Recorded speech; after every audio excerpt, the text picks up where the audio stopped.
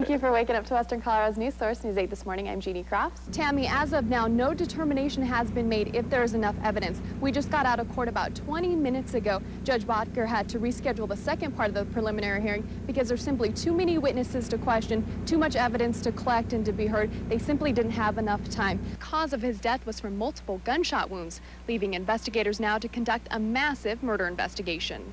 And that fire that we're talking about, you can sort of see the smoke behind me. After Colorado's worst wildfire season ever, the Mesa County Health Department wants to stress there's no immediate threat of smallpox in Colorado, and at this time they're not offering smallpox vaccinations to the public. Jorma, I'm standing where the two-seater airplane crashed just before 10 o'clock last night. Let me show you where it happened. In yesterday's proceedings, evidence was discussed from the crime scene at the Blagg's home, the Mesa County landfill, and Amatech-Dixon, Michael Blagg's former workplace. Rich, it's cold out here, but that didn't stop all these people from waiting in line. We're outside Target, and there is a line looped around the building. I'm, of course, talking about The Bachelor.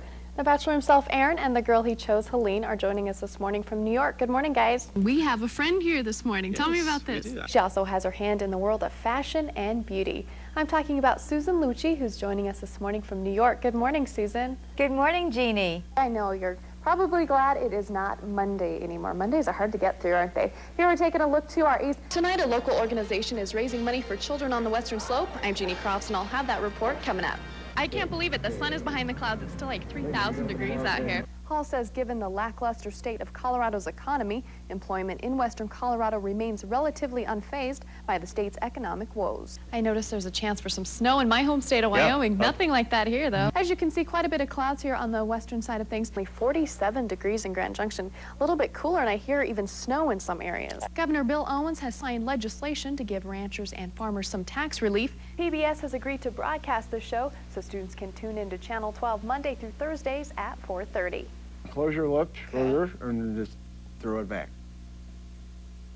What do you oh, It looks good. It's one of the worst that I've ever seen. Just seconds after the 21-year-old driver, Megan Helm, turned around to reach for ice cream, swerved, then overcorrected.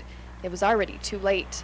A 15-passenger van has a very high center of gravity like an SUV, and sudden steering action like that at a high speed, we don't believe that the vehicle was speeding, but at interstate speeds can cause a vehicle to roll relatively quickly.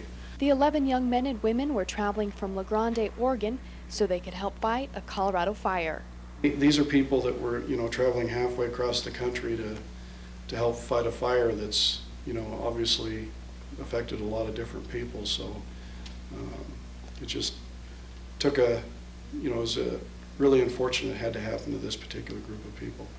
4 people were killed, including 19-year-old Retha Shirley, 28-year-old Daniel Rama, Jake Martindale, and another whose name has not yet been released until the family is notified. We're frantically trying to do the last death notification.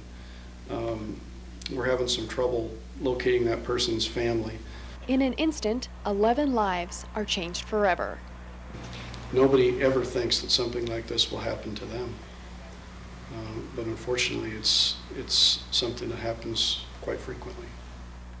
Reporting in Grand Junction, I'm Jeannie Crofts for News 8.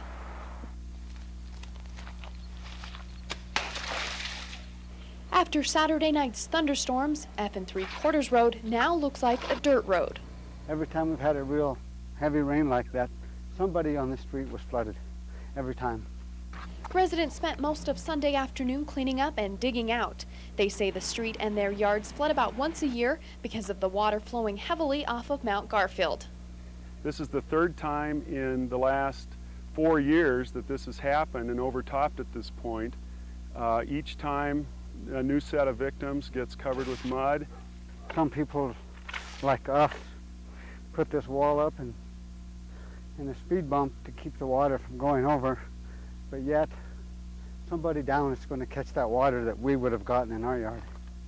Neighbors have gone to the city and the county stating the problem, but they haven't seen any results. We need a solution, and the engineers already have suggested the solution that we need double culverts on all these drives, and here at the F and 3/4 road crossing, we need twice the capacity. We've had, studies and meetings, and this has been going on for years, and it doesn't appear that they're going to do anything. We just have studies and that's all. One resident says the county suggested the neighbors form a district to build more culverts, which would cost each resident about $20,000. We can't afford the entire cost of this. So until a solution can be made, it seems F 3/4 road will continue to flood. In Grand Junction, I'm Jeannie Crofts for News 8. Ready? Yeah, I'm gonna kick your butt. Go. This is called the knee technique, one of the many things women can do if they're ever physically attacked. Teaching women how to be their own protector, how to be their own defender, how to be their own white knight in a bad situation. Which the Kings say can be done by a woman of any size. The techniques we teach are not based off of strength. A lot of them are just leverage and speed. And if knees don't work, you can always use elbows. You start thinking about how hard and pointed this is, and you've got this whole surface area as a striking weapon. I don't care if you hit me here or if you actually hit me with that elbow right there. Either one you choose, Steve says you must stick to it. Your decision, if it's going to be physical, you have to be committed to that. The Kings teach many other techniques, but the most important, they say, is just to be prepared. Instead of be taken by surprise and have that adrenaline hit you in a negative factor as opposed to using that adrenaline towards your favor. I think that what you're trying to do is put as much of the odds in your favor should you ever find yourself in a bad situation. No! A situation like this, so you can do one of these.